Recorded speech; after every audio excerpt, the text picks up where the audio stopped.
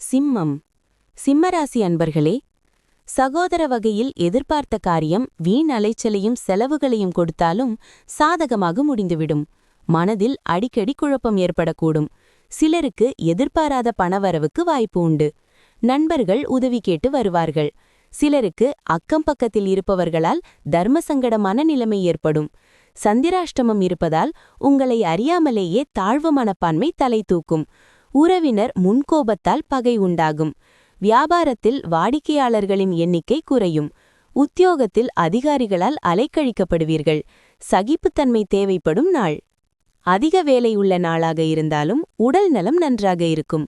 வேகமாக முடிவெடுக்காதீர்கள், குறிப்பாக முக்கியமான நிதி டீல்கள் பற்றி பேசும்போது. ஆடம்பரமான வாழ்க்கை முறையால் வீட்டில் டென்ஷன் அதிகரிக்கும்.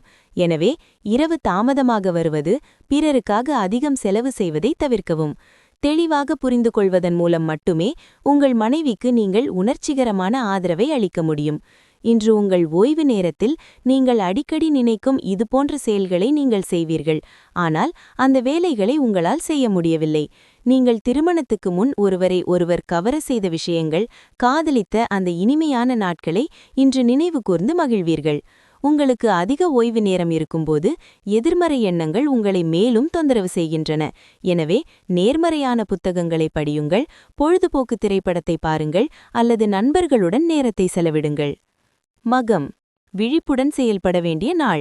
வேலைகளை திட்டமிட்டு செய்வது அவசியம். வெளியூர் பயணத்தை தவிர்ப்பது நல்லது. பூரம்.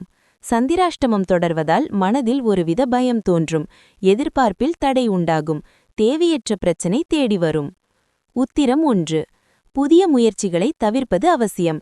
பிறரை அனுசரித்து செல்வதால் சங்கடமில்லாமல் போகும். இரவு பயணத்தில் கவனம் தேவை.